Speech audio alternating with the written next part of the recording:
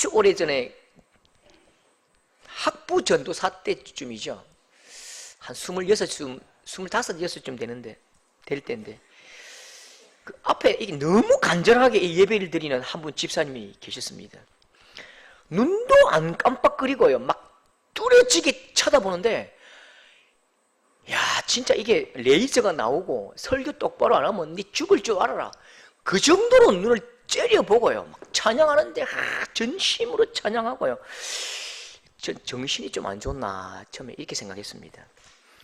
열기가 얼마나 강한지 나도 모르게 그 눈빛 보고 막 설교를 하고 있는 것이죠. 다른 모든 사람 빼고 그분에게만 막 이렇게 쳐다보고 설교를 한 적이 있습니다. 나중에 알게 된 일인데요. 이분이 왜 이렇게 예배가 간절하고 찬양이 절절하고 기도가 간곡한지요.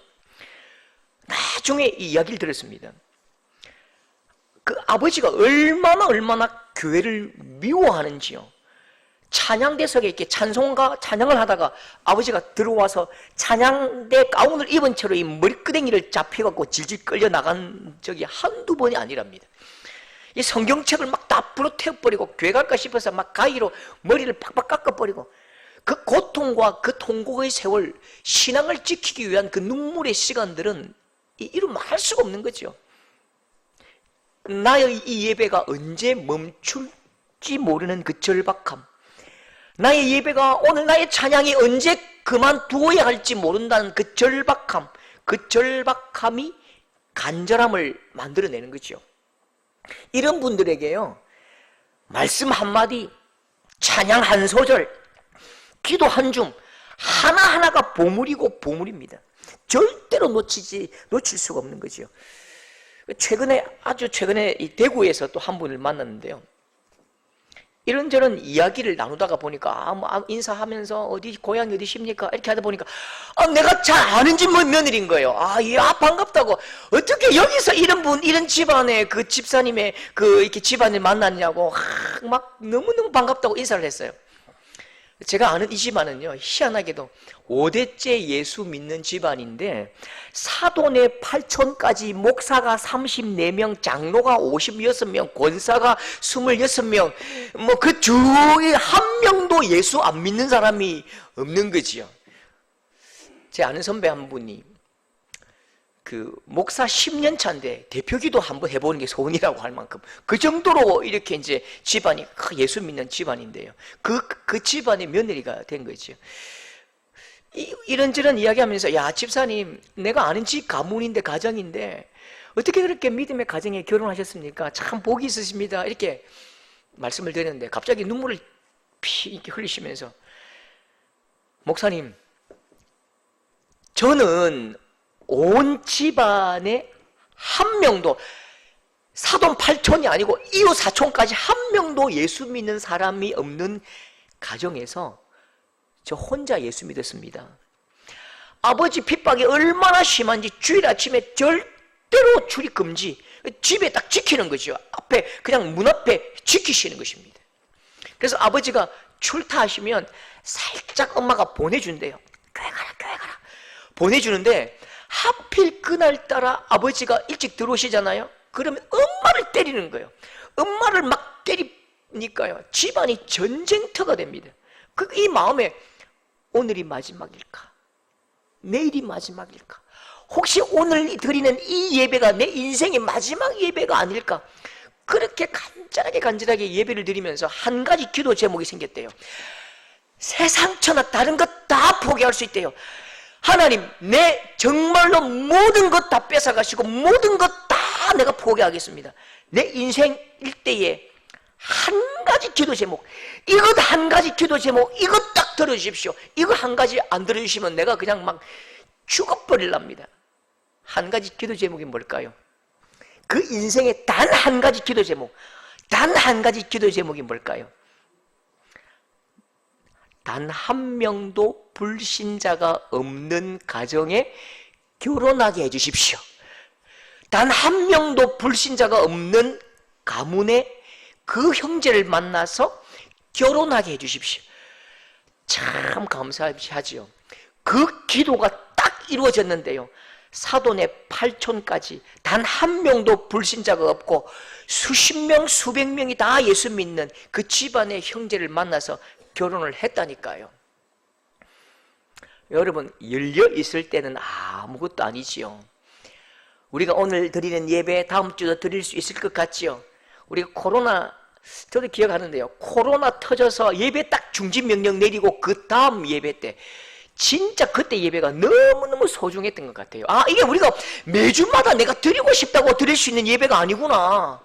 성도가 한 명도 없을 때의 그 자리에서 허공을 대고 설교하면서 촬영하던 그 느낌을 기억합니다. 여러분, 이 막힐 때 사람이 간절해집니다. 할 수 없을 때 이 가치가 달라지는 거예요. 기도 제목이 달라지고 소망이 달라지고 의미가 전혀 달라지더라고요. 막힐 때에 이 내 마음이 절절 끓어오르더라고요. 오늘 말씀해 보면요, 사도들이 예수님의 복음을 전하거든요. 복음을 전하니까 광장에서 설교하니까 3,000명이 다 결신하고 5,000명이 믿겠다고 앞으로 나오니까요. 이제 됐다. 내 맘대로 복음을 전할 수 있을 줄 알았다고요. 내일도 복음 전하고 모레도 복음 전하고 하는 오랜 시간 동안 내가 마음껏 복음 전할 수 있을 줄 알았다니까요. 그런데 내 예상과는 완전히 빗나갑니다. 문이 탁 닫혀버립니다. 18절에 사도들을 잡아다가 옥에 가두었으니 어느 순간에 갑자기 수십 명의 군사가 와서 나를 딱 체포해가고 감옥에 딱 집어넣고 물 잠궈버리는 것입니다. 사도들이 한 명도 남지 않고 전부 감옥에 다 들어갔습니다. 밖에서는 마음껏 외칠 수 있었다니까요. 그런데 감옥은 달라요. 감옥에서 예수님 믿으세요, 예수 믿고 회개하고 세례를 받으시오, 그렇게 아무리 외쳐도 메아리로 흩어져 버리고 사라져 버리지요. 들을 사람이 없는데요. 사도들을 감옥에 가둔 이 사람이 누굽니까? 예수님을 죽였던 바로 그 사람들입니다.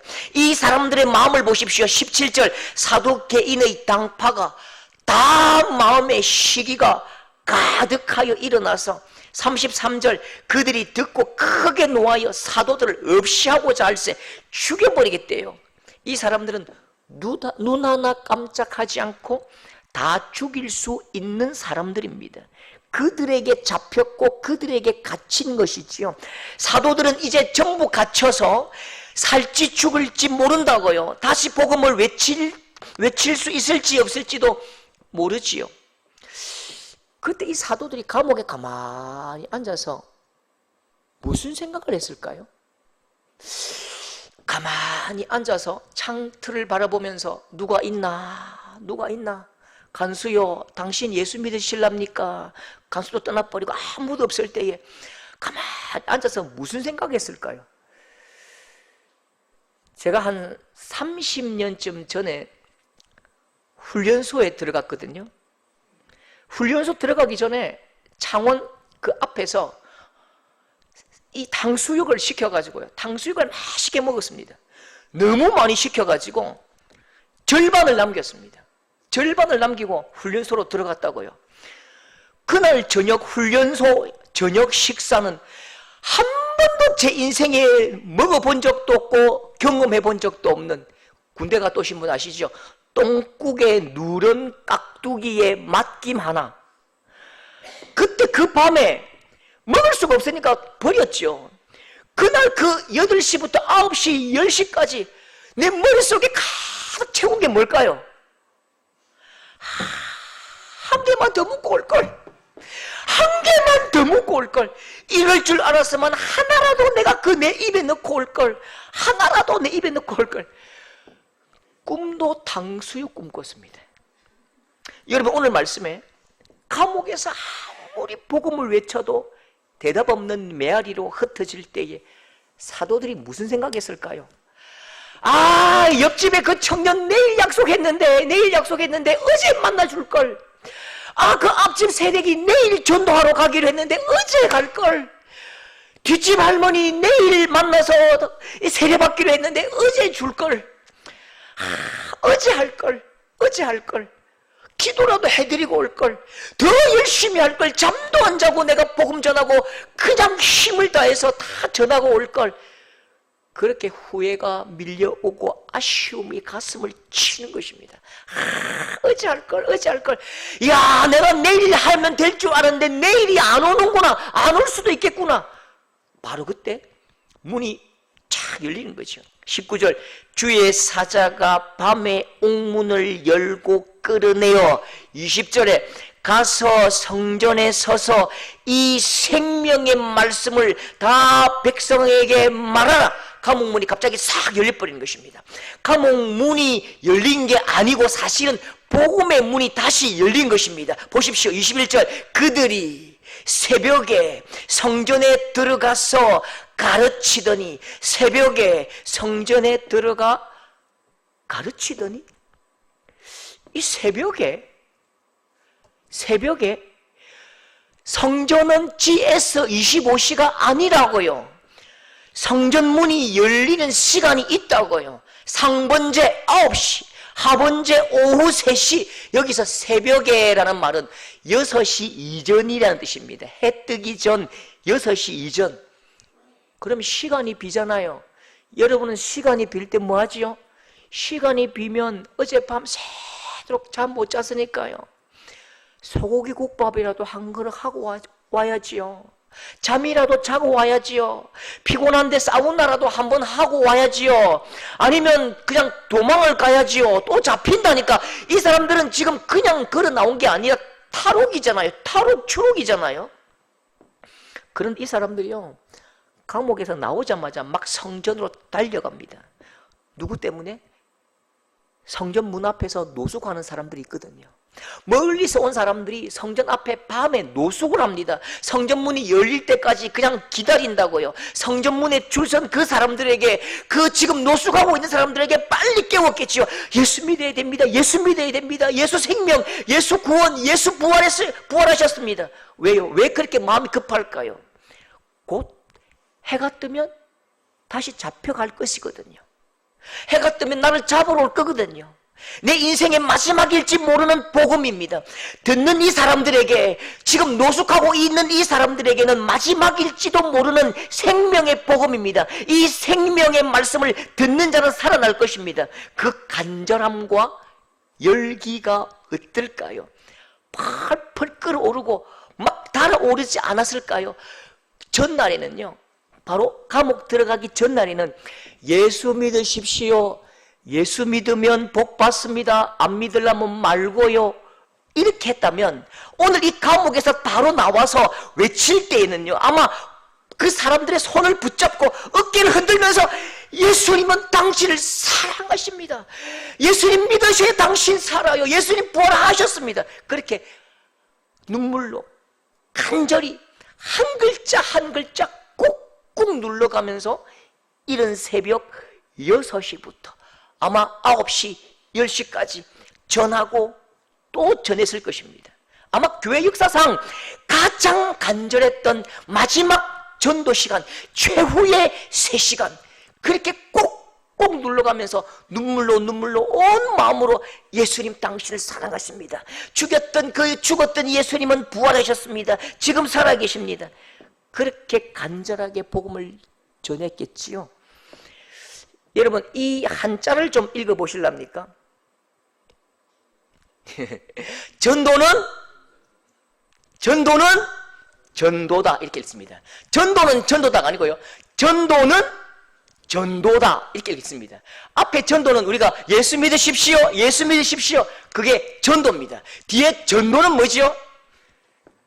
뜨겁게 빨갛게 달군 이 새를 딱 손에 쥐면요, 이 뜨거움이 나에게로 딱 밀려오지요. 제가 손을 딱 쥐면 나의 뜨거운 열기가 그 사람에게 전해지잖아요. 열기가 전해지는 것, 그걸 전도라고 합니다. 복음을 전하는 것은요, 전도지를 던지는 게 아닙니다. 전도는 예수님에 대해서 설명해 주는 것도 아니고요, 가르쳐 주는 것도 아닙니다. 전도는 내게 있는 이 예수 그리스도의 열기, 내 속에 있는 예수 그리스도의 사랑의 온기를 전도하는 것입니다. 연결하는 것입니다. 내 뜨거움을 예수 그리스도의 은혜와 사랑과 그 보혈의 열기를 옆 사람에게 그 뜨거움을 전도하는 것이죠. 그래서 전도의 핵심은요, 내가 얼마나 예수 보혈의 열기와 생기가 끓어오르는가, 그게 결정한다고요. 여러분, 우리는 세상을 향해 꼭 이런 모습 같아요. 사진 한번 보십시오. 그림. 여러분, 이 우리 모습 같아요. 여러분, 제가 이렇게 여러분에게 드리면 여러분, 아이고 맛있네 하고 막 드실랍니까? 드실랍니까? 저건 먹을 수 없어요. 왜 먹을 수 없지요? 저건 아무리 싱싱해도 저 상태는 음식이 아니지요. 그냥 재료입니다. 재료. 한우 툭불에 버섯에 당근에 능이버섯에 당면에, 그 재료지요. 재료. 복음의 재료가 복음은 아닌 거예요. 복음의 재료가 복음은 아니라고요. 우리는 복음의 정보와 복음의 재료들을 안다고 복음을 가진 자로 착각을 합니다. 재료를 펄펄 끓여야 음식이 되지요. 내 속에 있는 복음의 재료들을 펄펄 끓여야 진짜 복음이 된다고요. 내 속에 푹 삼긴 것, 그게 진짜 복음입니다. 이렇게 다른 사람들에게, 하나님을 알지 못하는 사람들에게, 굶주린 자들에게, 죽은 자들에게 전해야 그 사람들이 먹지요. 생것 막 들이밀면요, 재료를 들이밀면 어떻게 먹습니까? 펄펄 끓여서 맛있게 만들어서 이거 먹어야 당신 살아요, 그렇게 전해야 그 사람이 먹고 생명을 얻는 것입니다. 여러분, 간절함이 없는 예수 이야기, 온기가 없는 복음은요, 그냥 기독교입니다. 기독교. 세계 3대 종교 중의 하나, 기독교라고요. 예수님이 우리에게 말하라고 주신 것은 기독교가 아닙니다. 20절 보십시오. 가서 뭘 백성에게 말하라고요? 생명의 말씀이지요. 이 생명의 말씀을 백성들에게 다 말하라. 뜨겁게 혈관을 타고 오르는 예수 그리스도의 생명의 복음을 전하라고 말씀하신 거죠. 여러분, 사랑의 온기를 좀 더 올려보십시오. 은혜의 온기를 좀 더 뜨겁게 올려보십시오. 보일러 버튼만 돌리지 말고 여러분 마음속에 있는 이 예수 그리스도의 사랑을 뜨겁게 확 돌리십시오. 그냥 100도 1000도 만도로 막 한번 올려보십시오. 내 마음이 전하지 않고 견딜 수 없던 그 예레미야의 마음으로 간곡하게 간절하게 뜨겁게 한번 전해보십시오. 그때에 여러분이 가진 뜨거운 복음으로 그 사람이 살아나고 회복되고 생명을 얻는 것입니다. 여러분 마음속에 있는 끓어오르는 예수 그리스도의 사랑으로 생명을 살리시는 여러분 될 수 있기를 축복합니다. 여러분, 조선시대에요, 서울 사대문이 있잖아요. 밤에 사대문 문을 다 닫아요. 딱 잠굽니다. 사대문 앞에 노숙하는 사람들이 많습니다. 문이 열릴 때까지 기다리는 거죠. 다른 지방에서 온 사람들이 거기서 기다립니다. 닫힌 문은 절대로 열어주지 않습니다. 부모가 죽어도, 밖에 부모가 돌아가셔도 밖으로 나갈 수 없고요. 자식이 아파도, 성박 내 집에 불이 나도 밖으로 나갈 수 없고 안으로 들어갈 수 없어요. 그런데 갑자기 새벽 1시간, 2시간, 3시간 갑자기 문이 팍 열립니다. 판서 대감도 안 열어줘요. 판서 대감 영의정 좌의정도 못 열어요. 그런데 단 하나, 문이 활짝 열릴 때가 있다고요. 새벽 1시간, 2시간, 3시간 문이 활짝 열릴 때가 있어요. 뭐라고 외치면 열릴까요? 어떤 젊은이 하나가 이렇게 외칩니다. 크게 외친다고요. 뭐라고 외치면 열릴까요? 어명이요! 그렇게 외치면 열립니다. 이 말은 열려라 참깨, 이런 주문이 아니에요. 어명이요! 이 말은 내게 왕의 말씀이 있어.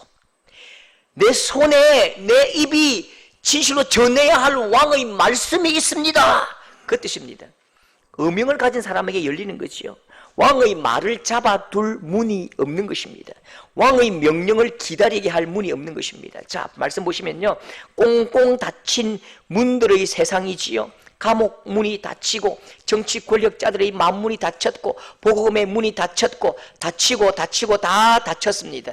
닫힌 문들을 이렇게 표현합니다. 17절 대제사장과 사두개인의 당파가 다 마음의 시기가 가득하여 사도들을 잡아다가 옥에 가두었더니 21절 대제사장과 공회와 이스라엘 족속의 원로들을 다 모으고, 여러분 느낌을 아시겠습니까?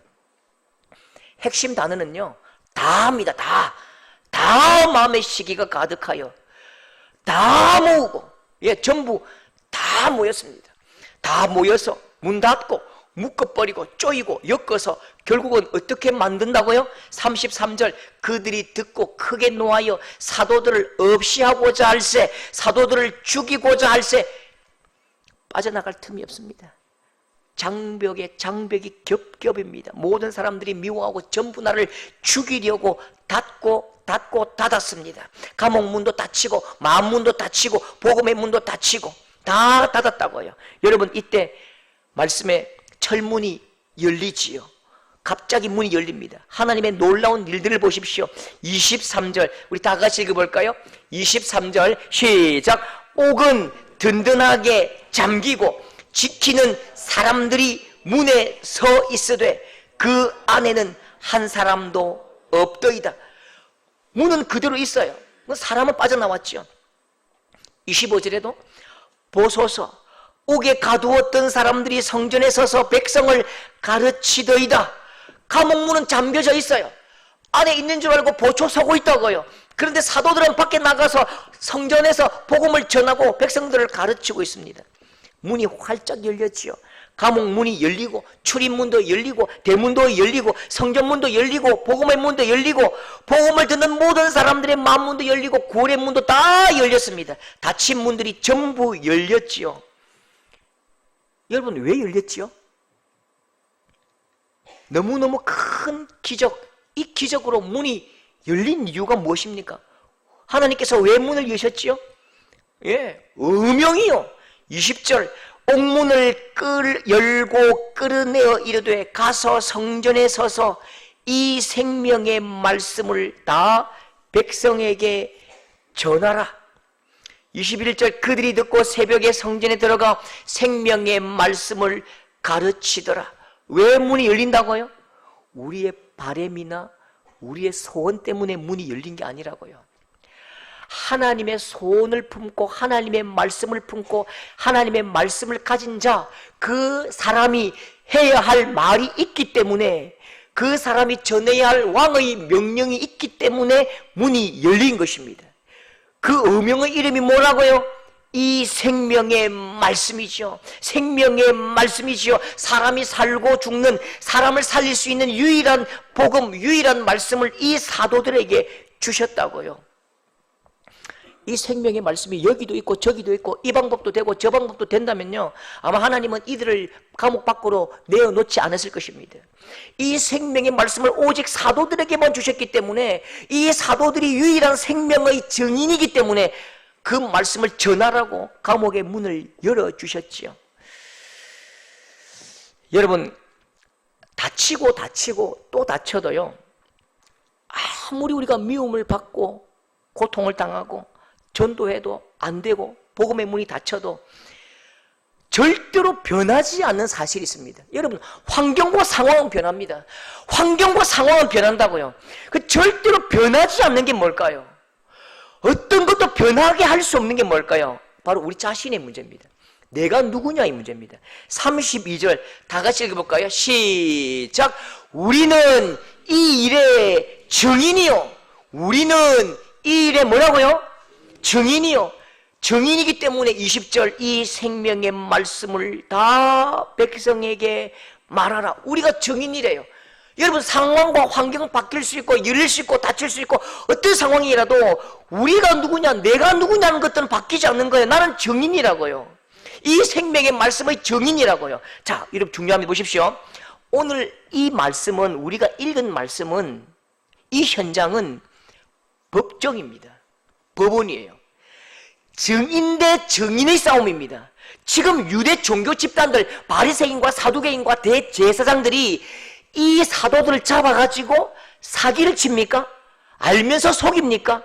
아니지요. 그들이 본 게 뭡니까? 이 사람들이, 이 종교 집단들이 본 게 무엇이요? 무엇을 보고 무엇을 그 사람들이 느꼈지요? 이 사람들은 무기력하게, 아무 저항도 없이 무기력하게 죽어버리는 예수님입니다. 부활하신 예수님을 한 번도 본 적도 없고 만진 일도 없다고요. 하늘로 올라가시는 예수님을 한 번도 경험한 일이 없지요. 그들이 본 게 뭐지요? 이 종교 집단이 본 게 뭡니까?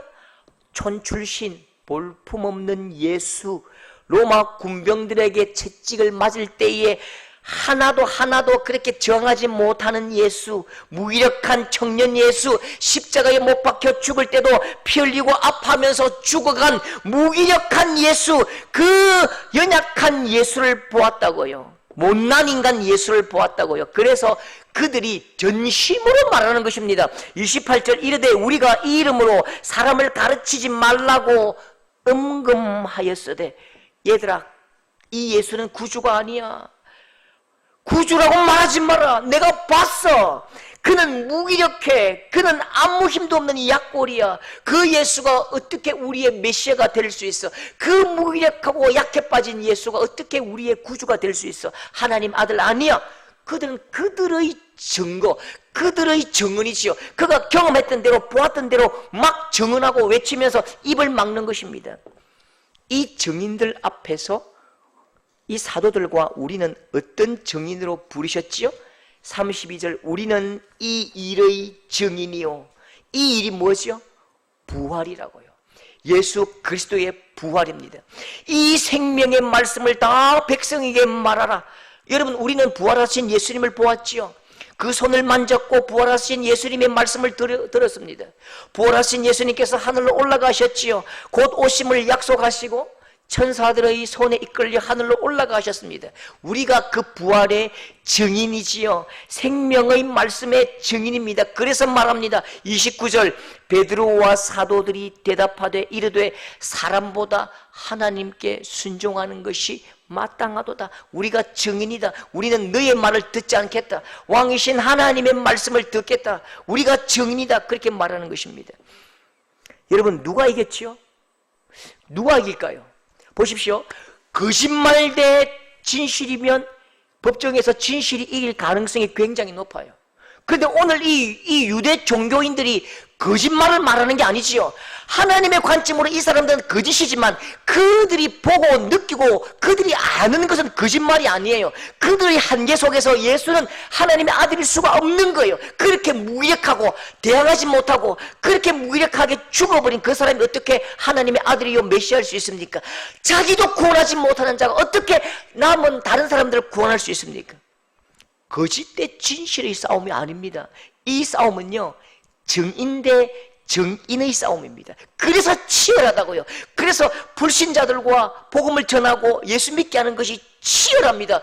진실과 거짓의 싸움이 아니라 증인 대 증인의 싸움이라고요. 2000년 역사가 지금까지도 이 싸움을 해오고 있습니다. 다음 2000년 역사도 이 싸움을 해갈 것입니다. 이 싸움은 치열합니다. 증인의 싸움. 누가 이길까요? 누가 이길까요? 여러분, 전쟁과 전투는 다릅니다. 전쟁과 전투는 달라요. 여러분, 6.25 전쟁에서 대한민국과 연합군이 승리했지요. 이건 변할 수 없는 사실입니다. 전쟁에서 우리는 이겼지요. 최종 승리했습니다. 그런데 전투는요, 이긴 것도 있지만 진 곳도 많지요. 장진호 전투, 현리 전투, 일사단은 깃발도 빼앗기고요. 또 반대로 다부동 전투는 이겼지요. 여러분 보십시오. 하나님의 나라는 최종적으로 승리합니다. 할렐루야. 예수 그리스도의 나라는 승리했습니다. 이건 변할 수 없는 사실이라고요. 그런데 오늘 이 시대에 우리에게 하나님의 나라를 이루어간 그 작은 전투들은 각자의 교회들에게 맡기셨다고요. 여러분, 예수 그리스도의 재림하실 때까지 교회는 전투 중입니다. 어떤 전투요?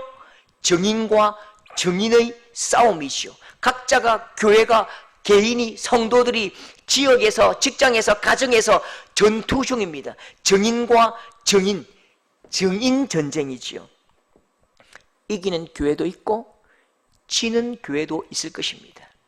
영광을 보는 교회도 있고 영광을 빼앗기는 교회도 있을 것입니다. 교회답지 못한 교회도 있고 깃발마저 빼앗기는, 십자가 깃발마저 빼앗기는 그런 못난 교회도 있을 것입니다. 여러분, 불신자들이 악해서 예수 안 믿는다고요? 불신자들이 악하고 사탄 마귀 자녀라서 예수 안 믿는다고요? 그렇게 말하면 안 됩니다. 여러분, 그들은 부활하신 예수님을 본 적도 없고 하나님 나라의 영광을 만진 적도 없고 알지 못하기 때문에 안 믿는 것입니다. 그들이 본 것은, 그들이 아는 것은 하나님의 영광과 하나님의 능력과 부활을 모르지요. 모른다는 사실을 아는 것입니다.